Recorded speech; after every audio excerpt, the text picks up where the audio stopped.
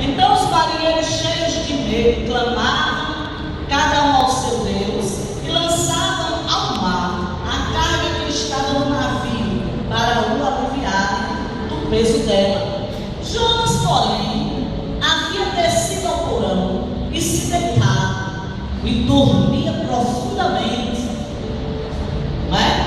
A palavra de Deus diz assim: Jonas no porão do navio dormia profundamente. Esse é o primeiro leito de Jonas. O segundo, primeiro 17, nós vamos ler. Diz assim: deparou o Senhor um grande peixe para que tragasse a Jonas, e esteve Jonas 3 dias e 3 noites no ventre do peixe. O segundo leito de Jonas. E o terceiro versículo que está lá no versículo 5 diz: então Jonas saiu da cidade e assentou-se ao oriente da mesma, e ali fez uma enramada e repousou debaixo dela à sombra, até ver o que aconteceria à cidade. Mais um leito de Jonas aqui. E a pergunta: por que é que um bom pregador bem sucedido, um profeta de Deus, tido como um profeta missionário do Antigo Testamento, queria ver Nínive virada churrasco, né? A gente fica se perguntando como um profeta bem sucedido, missionário, porque Jonas é tido como missionário do Antigo Testamento, e ele pregava. Agora pergunta: como que você prega e não quer ver as pessoas se converterem, né? É uma contradição, no mínimo uma contradição. Mas nós vamos ver aqui o que a palavra nos diz mais acerca disso. Olha, amados, essa história é narrada nesse livro e fala justamente da incumbência dada a esse profeta. Essa incumbência não foi eu que dei, não foi o pastor Renato, foi Deus. Então, quando eu falava a princípio, olha, preste atenção, melhor obedecer do que sacrificar, diz a palavra do Senhor. Mas aquele profeta preferiu fugir, né? O Senhor mandou ele, deu essa incumbência a ele, para ele ir para Nínive, mas ele rumou para Tarsis. Agora tem um detalhe aqui, porque o profeta, ele era judeu, e aquela Nínive tinha cerca de 120 mil habitantes. Ali em Nínive, aquelas pessoas eram pessoas que não eram de Deus, ou seja, faziam o que era de errado, pecavam contra o Senhor, não é? Não eram judeus, e aí eram ninivitas. E aí, o que acontecia? Era que Jonas disse: não, vou lá pregar para esse povo, eu quero que esse povo pague pelo que estão fazendo. Não é assim? Tem gente que diz assim: deixa de pregar para nós, ó, né? Não se deve. A igreja, mas o mundo ruma para o dia em que tudo vai se acabar. O mundo jaz no maligno, o mundo está perdido, mas o papel da igreja não é dizer para o mundo que ele vai se acabar e que não tem solução. A causa maior, não é, da igreja, necessariamente a igreja existe para dizer a esse mundo que há solução em Jesus Cristo, para mostrar a direção, para mostrar a porta que se abre diante dela, não é? Tem um veredito final para esse povo. Tem um veredito final. Olha, são dois caminhos, são duas portas. O largo leva à perdição, o estreito leva a Deus, a porta estreita vai para o Senhor, a porta larga vai para o mundo, e vai haver tudo isso. Mas nós somos o que do Senhor? E nesse tempo agora, né, no nosso contexto atual, principalmente da igreja, o pastor tem falado muito sobre a questão de evangelismo, não é? Evangelizar, ganhar os povos para Jesus. Por quê? Os dias estão vindos e nós não podemos cruzar os braços enquanto igreja, vendo as pessoas irem para o inferno. Então nós temos essa ordem também de Jesus. E foi só Jonas, nós temos também, né, pastor? Então o que é que acontece? Quando eu estava esboçando essa palavra, eu meditei sobre esses pontos que eu vou dizer agora para vocês. O livro de Jonas, em primeiro lugar, ele descreve bem a vida de um crente acomodado, inerte, adormecido, indesistente.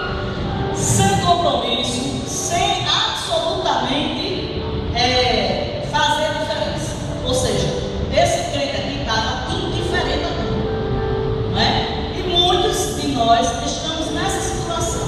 Pode ser que aqui nas ruas não tem, né, pastor? Mas na igreja de Cristo na face da terra tem um carro que está nessa situação.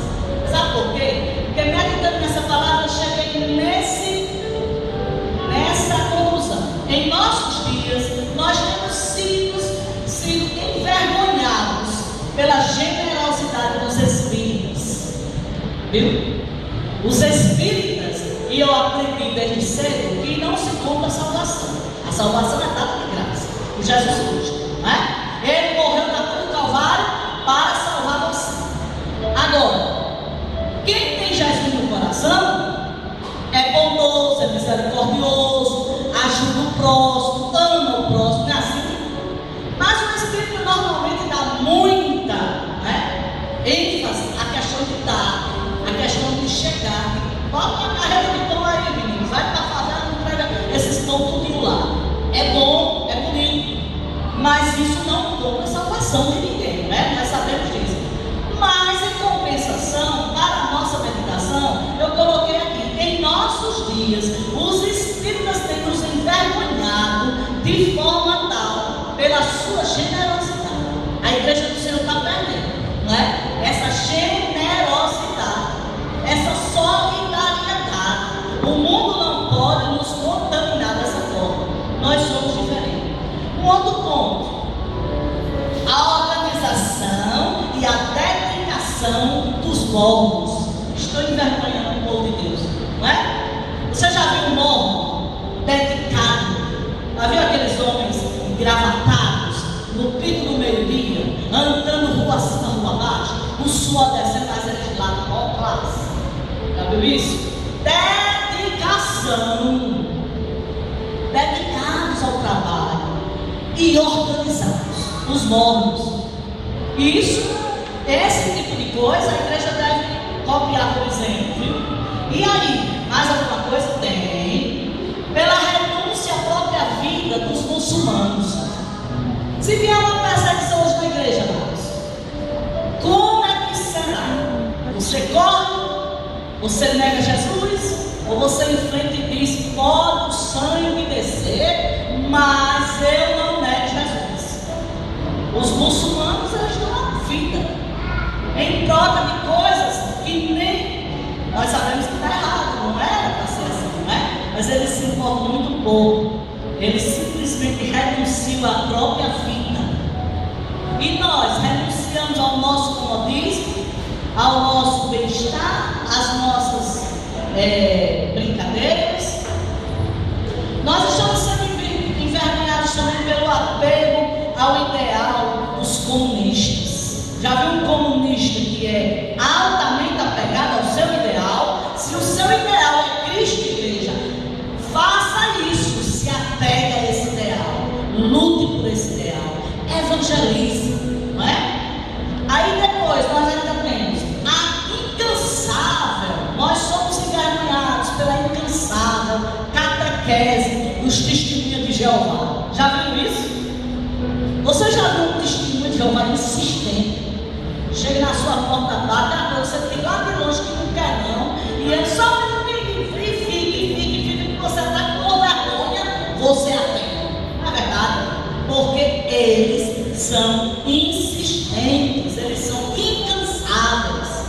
Então, amados, por que eu estou falando isso? Porque nós precisamos aprender essas coisas, resgatar essas coisas para a gente. Porque o que é que não serve, a gente bota fora. Mas o que é bom para copiar também, não é?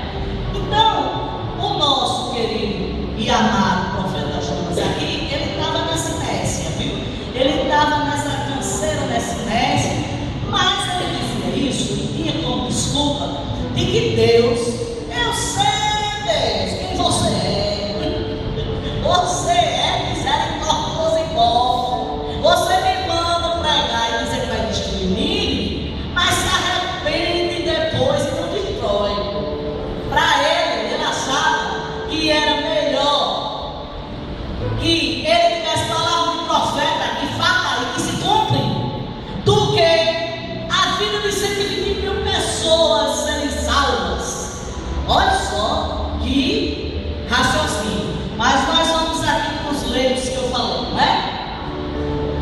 O livro descreve exatamente essa diferença do profeta Jonas, né, a esse chamado de Deus. Deus chama Jonas e diz: ó Jonas, você vai lá para Nínive e prega lá que Nínive vai ser destruída há 40 dias de hoje. Há 40 dias Nínive será destruída. Você vai pregar mensagem dura, mensagem sem unção, mensagem de destruição, mensagem que a gente não gosta de receber, na realidade, né? Nós gostamos de receber uma profecia daquela boa, né, pastor Sérgio? Aquela que diz assim: vai receber o carro, vai receber o seu. Aí é uma beleza.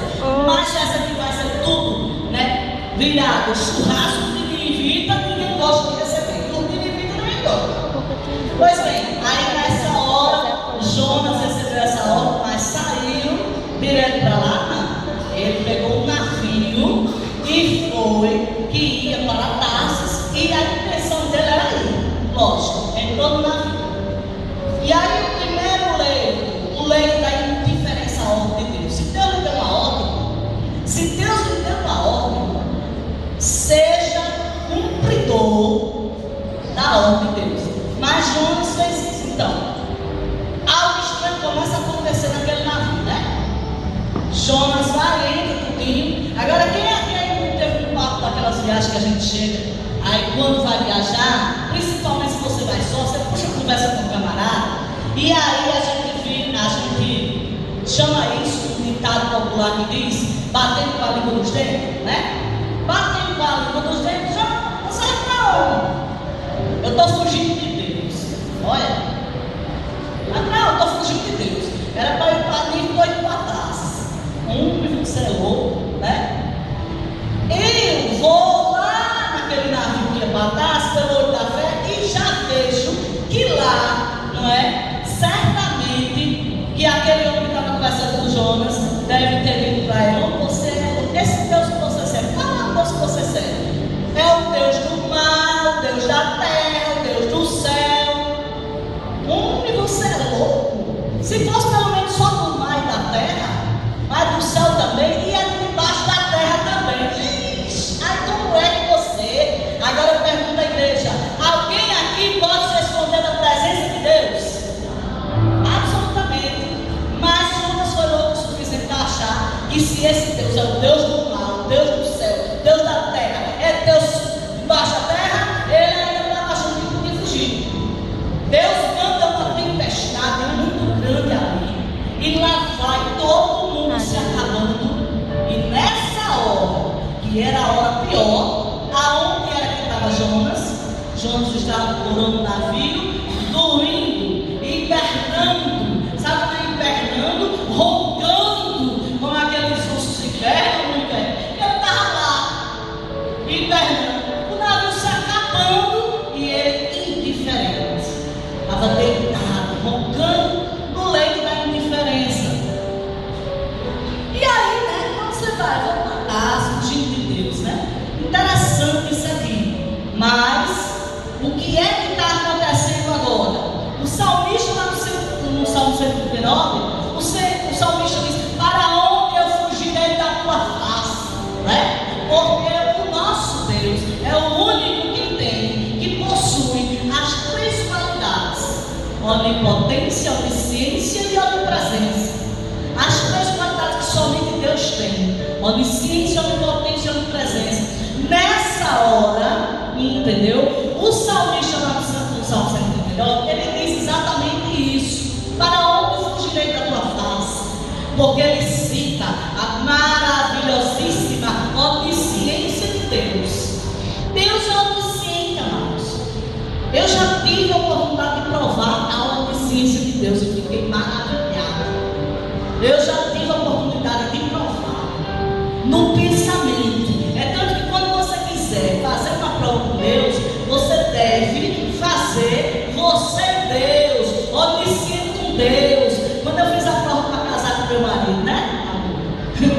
Eu onisciente com Deus. Eu digo: se for, ele vai me trazer rosas brancas. Se for, eu aceitar, ele vai me trazer rosas vermelhas. Porém, se não for, ele vai trazer rosas brancas. E fiz a prova com Deus, mas era só eu e Deus, onisciente com Deus. E no dia que ele trouxe vermelha foi uma festa, viu? Louvado seja Deus por isso. Mas, amados, isso vai dizer a vocês que Deus é onisciente, e Deus sabe, não é? Que se passava tudo ali e Jonas não podia ficar ausente da presença do Senhor. Pois bem, veio o vendaval, todos ali estavam já, não é? Jogando as coisas ao mar. Como é que chama isso? Maria tem um linguajar próprio, né? Já estavam aliviando o navio. Coloquei aqui para não esquecer. Sabe? Aliviando o navio, jogando as coisas ao mar, porque o navio pesado, ele ia mais a pique, né? Mais rápido. E ali, quando Jonas foi interrogado pelo comandante, o comandante achou Jonas no porão do navio, hibernando, né? Roncando lá, dormindo, o som da indiferença. E aí o comandante chega para Jonas e questiona: o que você está fazendo aí? Todos estão lutando pela vida, você não vai fazer nada? Você não vai fazer nada? Todos estão lutando e você aí dormindo? Ele queria dizer isso. Todos estão aliviando já o navio, a tempestade é muito grande, não é? O navio está para ir a pique, nós vamos naufragar. E você aí dormindo? Faça alguma coisa, faça nem que seja orar. Amados, dentro daquele navio só tinha um que conhecia o Deus verdadeiro, era Jonas. E era o único que ainda não tinha orado, porque os outros já tinham clamado aos seus deuses pelas suas vidas.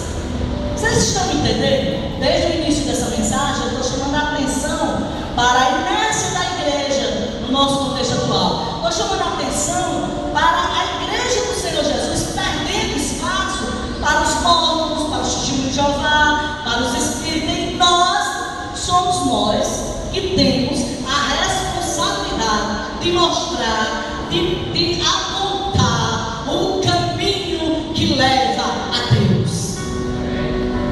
O caminho que leva à porta que é Jesus Cristo. Então somos nós, aqui no papel de Jonas, somos nós os responsáveis. Amém, igreja?